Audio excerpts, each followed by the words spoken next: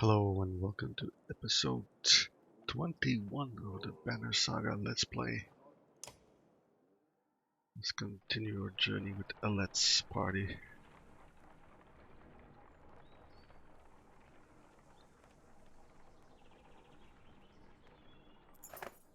A metal clanking is heard in the distance and grows louder. You see a Yaks cart surrounded by four Varl and an older woman hitting a ladle against a pan.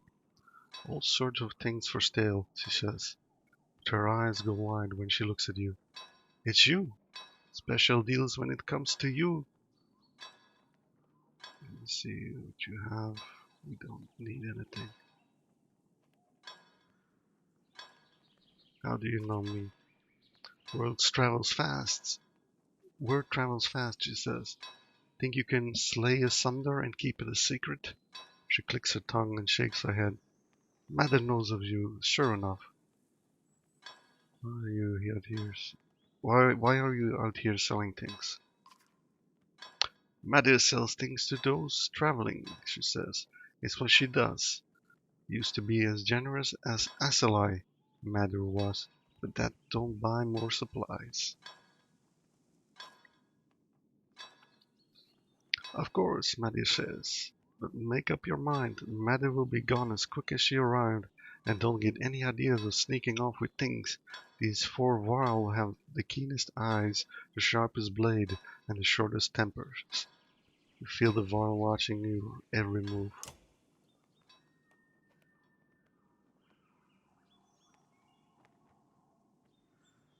Mender's fist.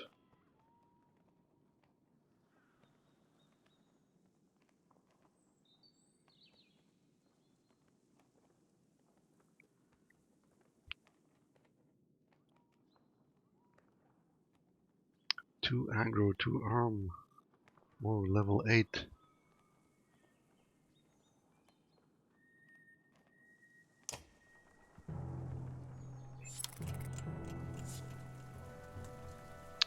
Normal morale.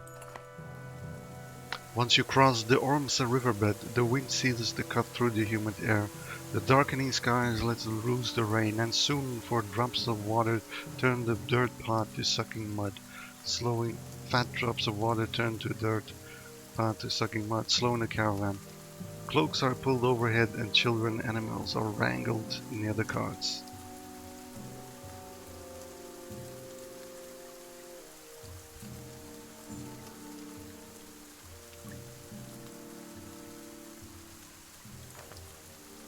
I was hoping to avoid visiting this part of the kingdom for at least a few more years, Prince Ludin says.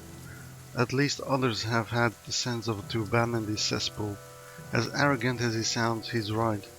There are very few signs of life around you, yet you still feel like you are being watched.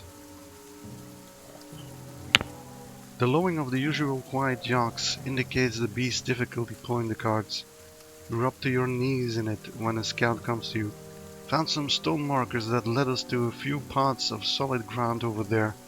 He points while shouting over the yaks. Uneven and bumpy, but easier than this. Stone markers? Yeah, the mana says. Don't look natural, don't look like much of anything else either. Just some stones marking a path through this place is all I can figure. You would ask 3V, but he's nowhere around. Probably out gathering mushrooms. Alright, lead the way. The caravan changes course slowly, but you soon see the low stone markers, some with sticks tied around them. The caravan picks up speed over the lumps of packed ground until a child screams. You rush back to see the boy being pulled out of a hole in one of the mounds you crossed. Inside you see blackened, wrapped bodies buried only inches beneath the bog. You're walking across a burial ground. Get everyone moving, Ivor says. There's a chance we'll make it out here without anyone knowing we were here. You start urging everyone on, but feel Rugga watching you. Oops.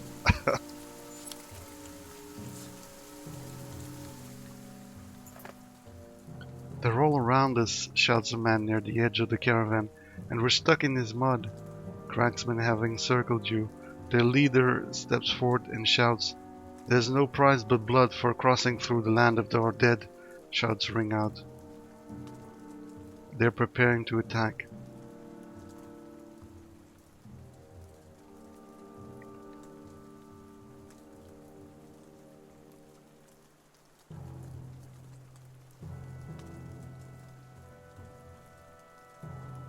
Send Tryggvi forward to parlay. Okay, let's see what that.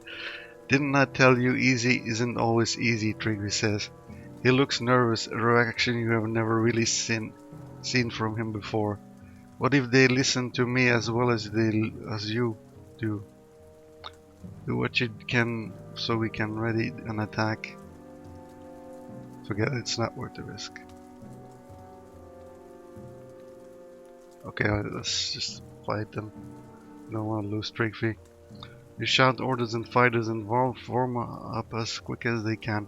Unfortunately, the cracksmen move through the mud without hindrance, and some lives are lost before your army is even ready. Oh my god, we lost so many people. It looks like the force you trained is roughly the size of the enemy's. It could go either way, but a victory here will protect most of your clansmen. The whole bog seems to move with the approaching cragsmen. Eric, the warden from Strand, says, "I know this sounds mad, but they're bringing battle-trained bears. If we weaken one, I can make it ours." He smiles at your confusion. "As the governor of Strand, they're helpful in certain situations." Ask the governor of Strand. They're helpful in certain situations. Hacken growls. "We could lose our lives, and he wants a new pet?"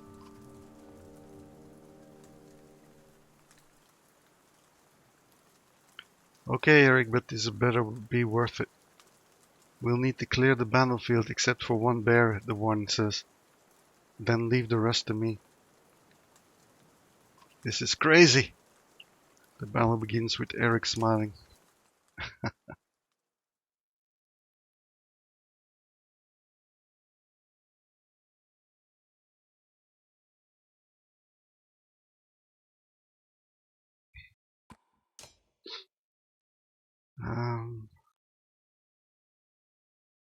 I might take Ivor instead.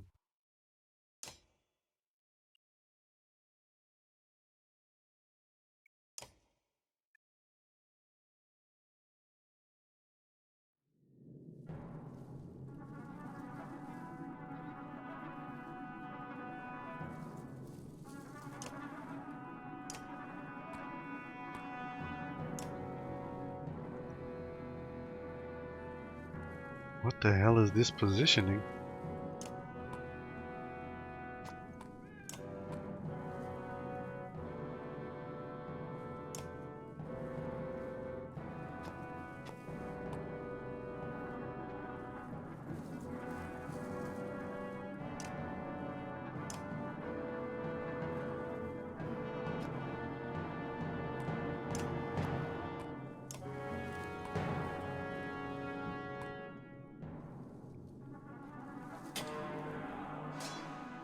So we need to keep one alive.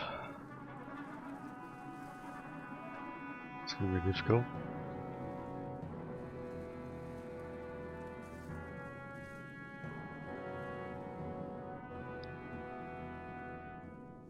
Okay, I can move pretty far.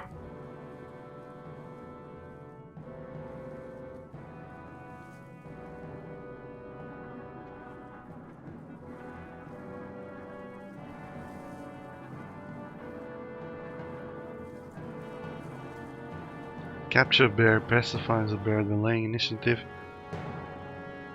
and capturing it if it is the last empty unit. Oh.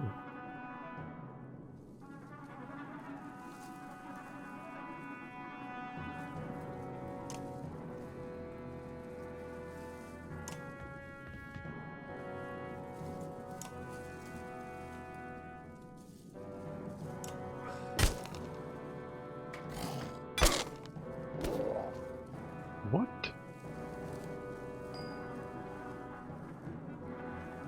small, divides damage between strength. Thick hide. The bear thick hide absorbs all strength damage until armor is depleted.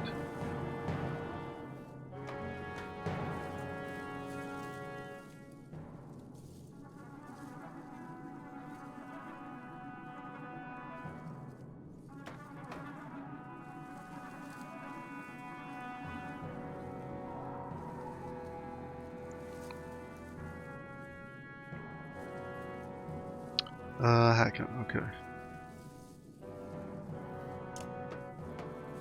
We can't kill him. Cannot kill him, okay. We're gonna do 8. I guess.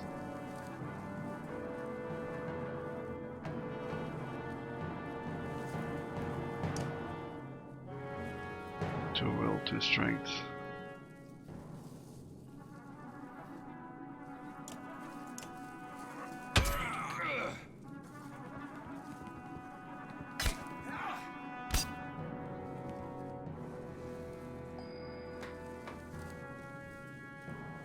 Ivor.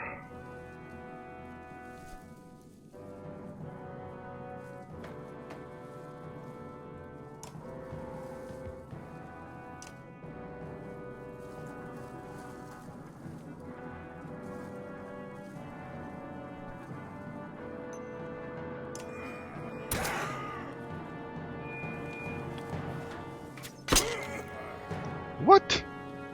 5 armor? Are you kidding me?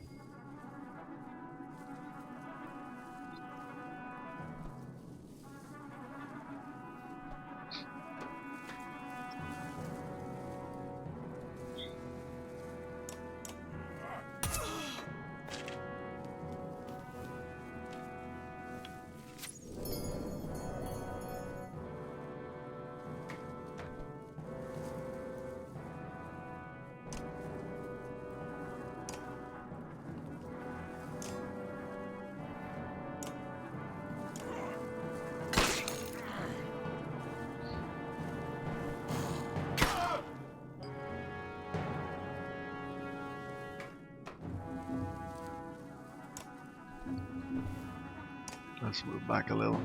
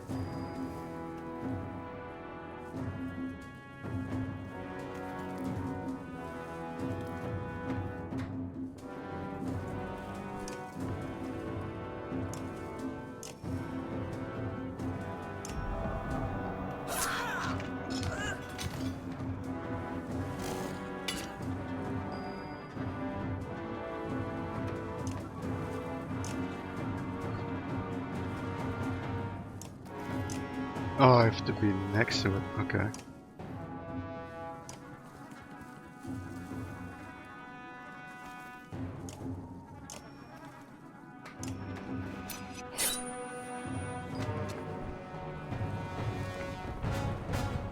Oh man, we lost a lot of people. Holy crap.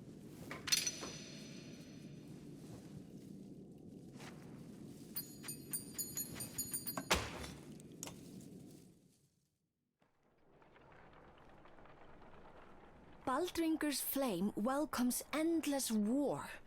But why?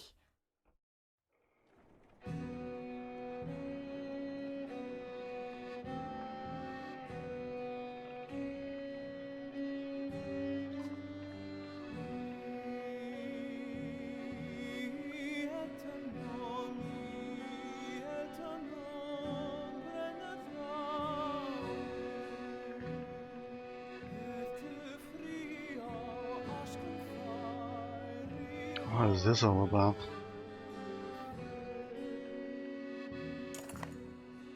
Placed upside down in the ground, the petrified roots of a giant tree reach towards the sky. All the Varl, including Ivor and Hakon, have separated from the caravan temporarily, giving Baldringer's Godstone a wide berth. The giant's presence is missed as you continue to feel watched.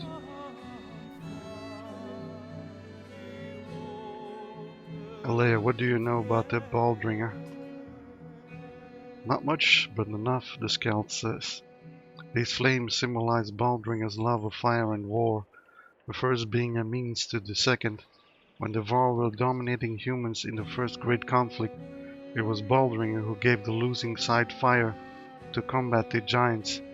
You hold up your hand to halt the storyteller listening through the rain for anything that might be following you. Hearing nothing, Aleo resumes.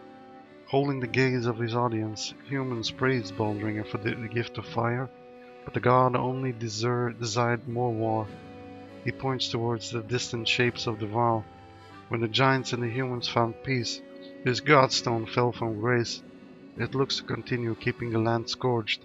Perhaps its shadow can still kill. Leave this place. Something about this uncomfortable, something about this uncomfortable raining setting doesn't sit well with you, and you call for everyone to rejoin the Val quickly.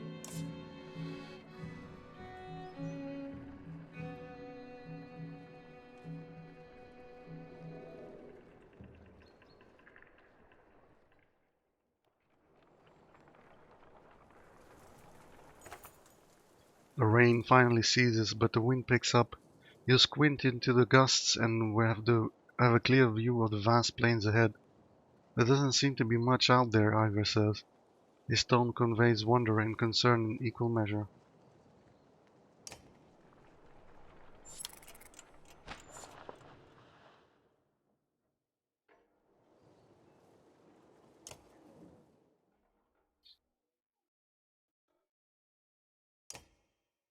So what happened to the bear?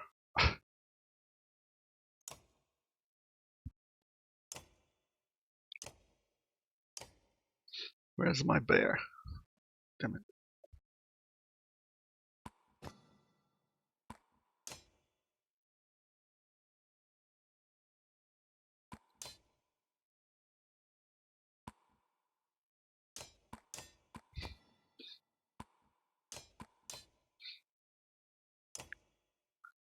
Promote, but that's 15. Even more, 15.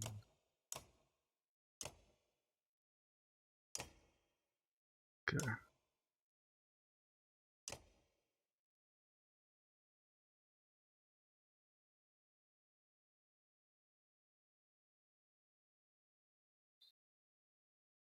I'm not sure if I should promote him.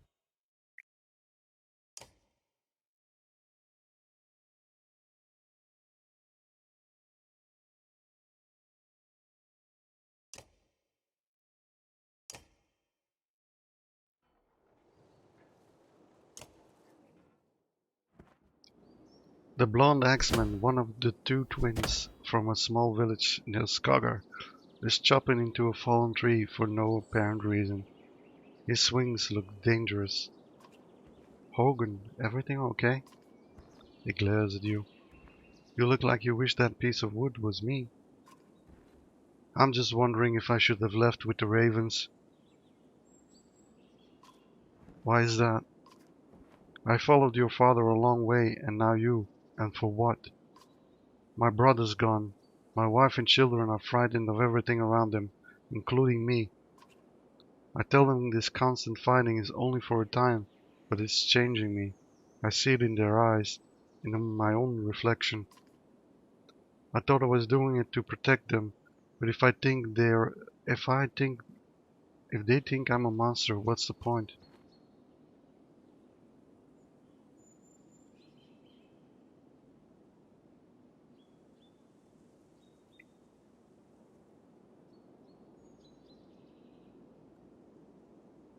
Damn it. Maybe you should hang up your shield and axe. I just invested points in him.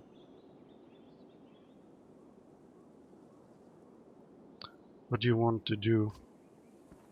I'm torn. I think it's good for me to be out there fighting. Makes me feel alive, like I'm doing something. But I know why my wife worries. Her father was consumed with raiding. Felt useless when he wasn't fighting. He died soon after he was born. She was born. That's... You make big decisions every day. Just make this one for me, will you?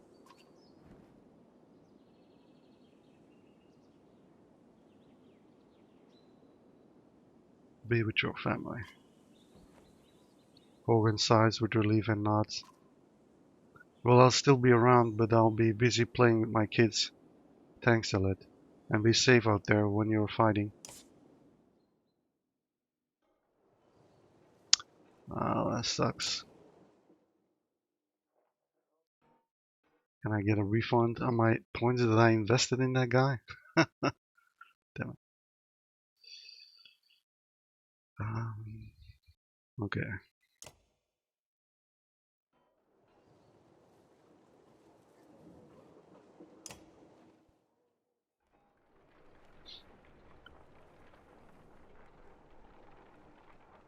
Grundar. The ground shakes again, enough to cause the Yaks to strain at their leads in panic. Out here in the plains, with nothing but open sky above, you feel remarkably vulnerable. Only a few trees around, and no mountains, Hacken says in a wry tone. Looks like we only have to worry about the ground opening up beneath us, he shrugs, at the look you give him. Grundar almost looks forgotten by the rest of the world. Maybe those who live here have forgotten the rest of us too.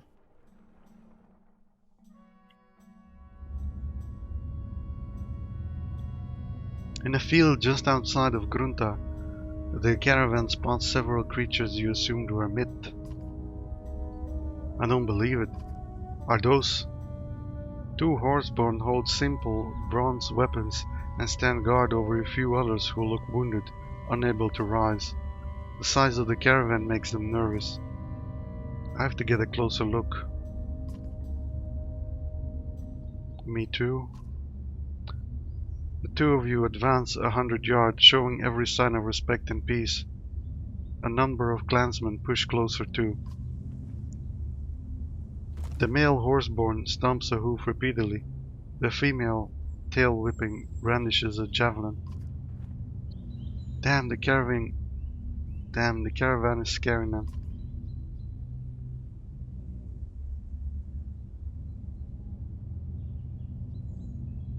Everyone move back. Go tell the archers to put down their bows.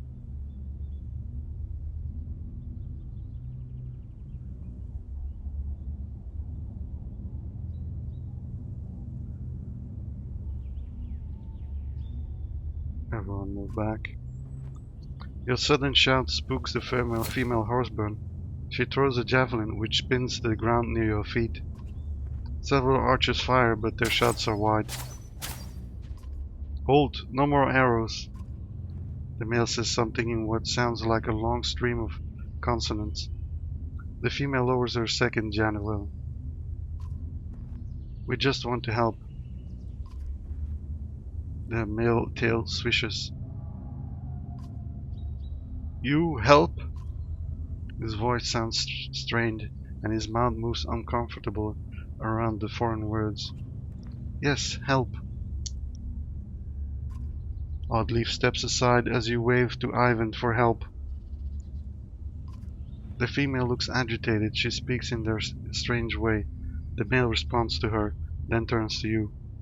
Help, Roig and others. I'll try. This is certainly a first. Standing horseborn step aside, allowing Ivan to approach the wounded fighters.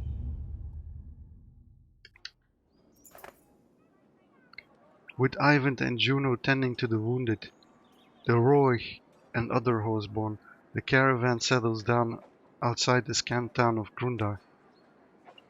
It appears the town is enjoying a small festival. Quite a few clansmen go over the hill to enjoy the sights and sounds, but soon return looking disappointed. They called us outsiders, a woman says. They don't want us interrupting their wheat harvesting festival, but the merchants don't seem to mind trading. The clansmen soon shrug it off and take renewed interest in the horseborn, some in awe, others in disgust.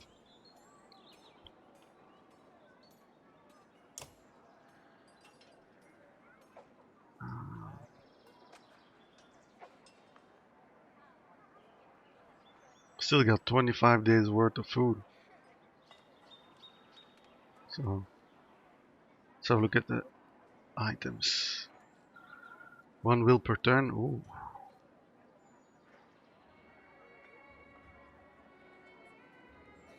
1 strength talents, 2 strength, knock back on strength.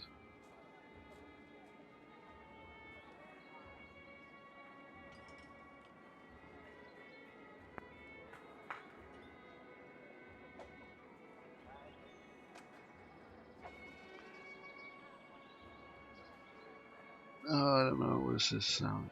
This all sound pretty expensive. 1 will per turn, strength talents, I don't know.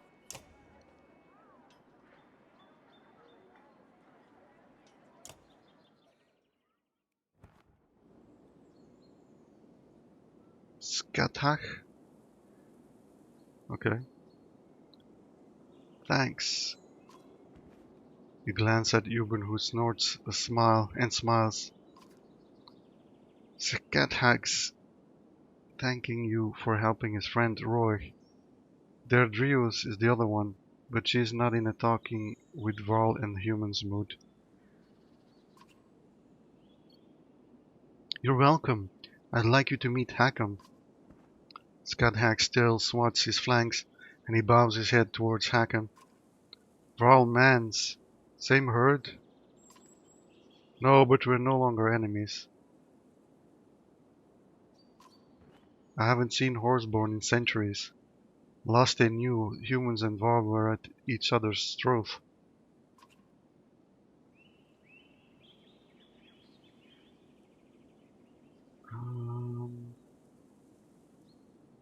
How do you know our language?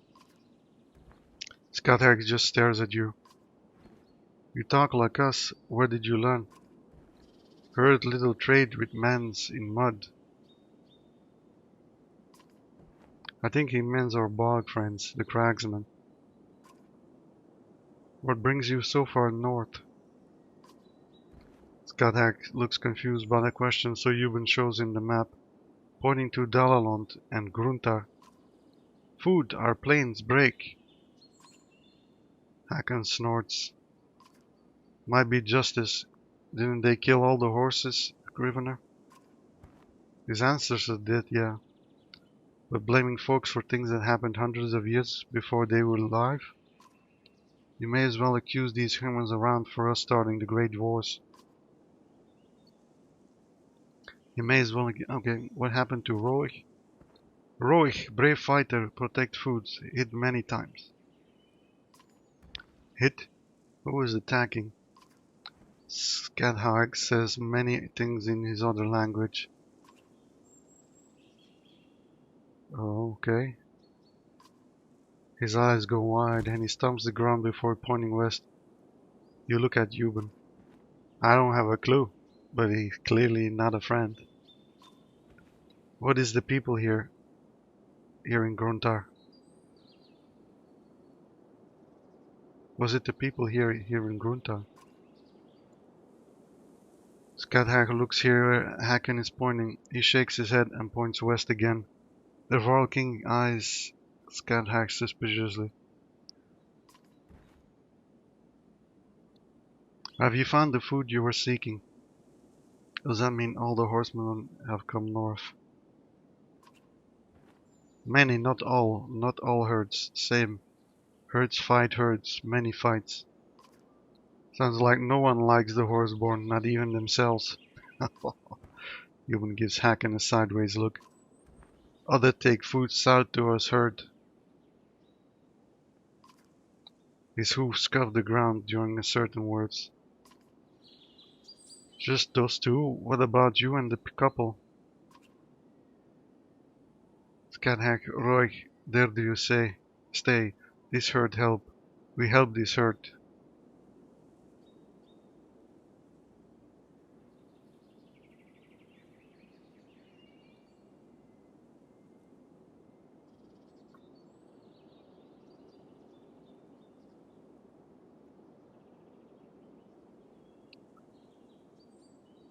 Uh, that might not be wise. Scanhack speaks quickly in his foreign language and kicks his back legs at once. Not that I'm a translator, but I'm guessing they're honor bound to return the favor. I think you're stuck with them. Hakan looks at you and shrugs. No getting around demands of honor.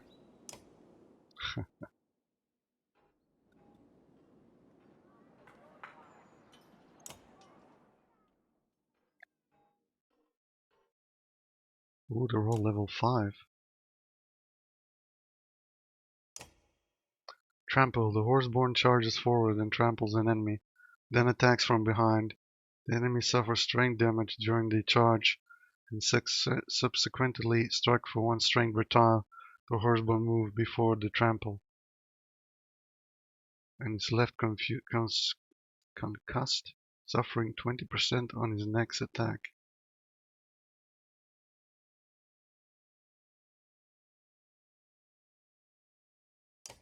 Hit and run. The horseborn takes his normal movement, then can attack or take another action. Once the action is complete, he can move again up to 3 places.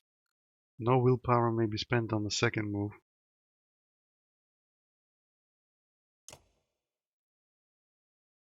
Wow.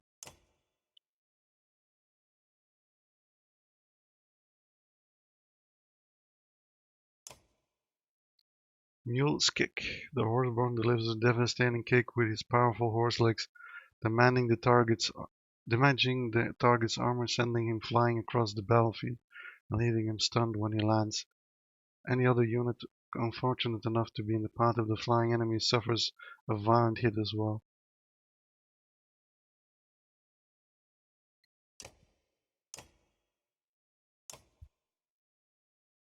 Poison tipped.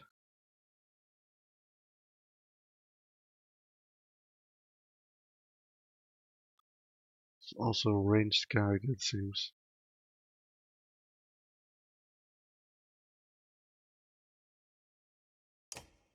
Free roam. While moving, each willpower the horsepower spent allows her to travel 2 tiles instead of 1. Okay. So these are very maneuverable units.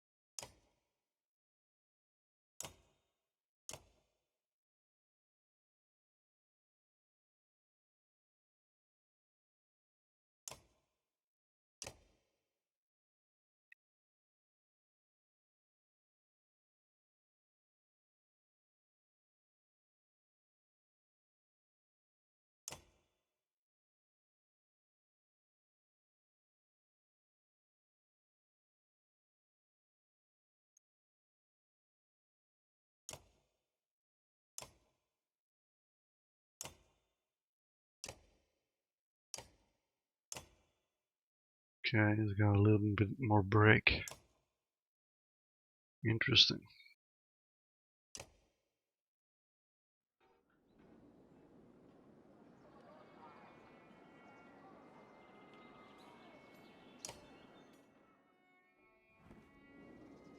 Now that Roy had a chance to heal, 2 of the horseborn are heading south to deliver some supplies to their people.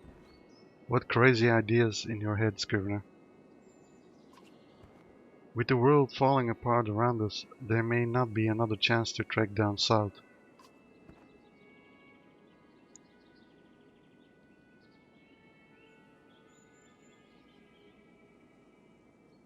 Listen to yourself, the world is breaking. I don't expect a human to understand, but a Varl as old as me has more important goals than just staying alive. What about that competition you Varl have for who lives the longest? I've always understood the rules to mean you're actually doing something, not holding up somewhere safe.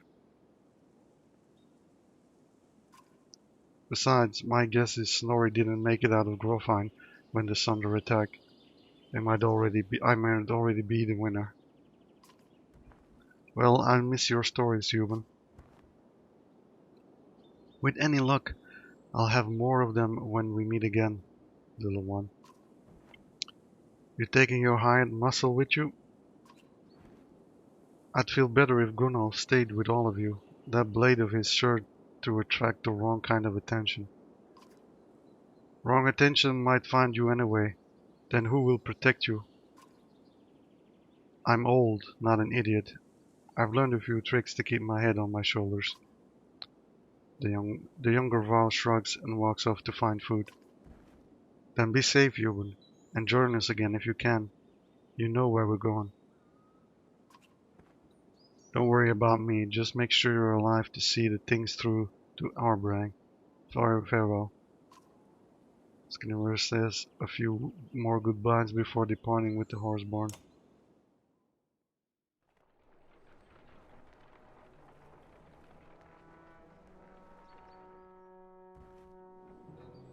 The governor catches up to you and asks for a moment of your time. His bodyguard is beside him, silent. It's not getting any easier, is it? It probably won't get easier until we get to Arbrang. Quit fooling yourself, girl. The capital's going to be a different battlefield, but a battlefield nonetheless.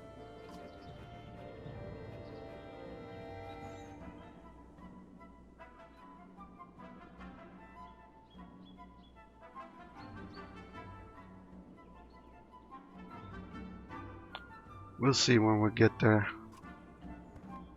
That's a reaction.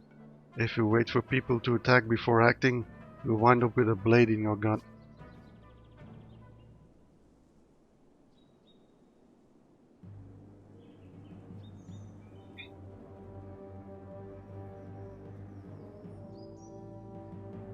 So what should I be doing?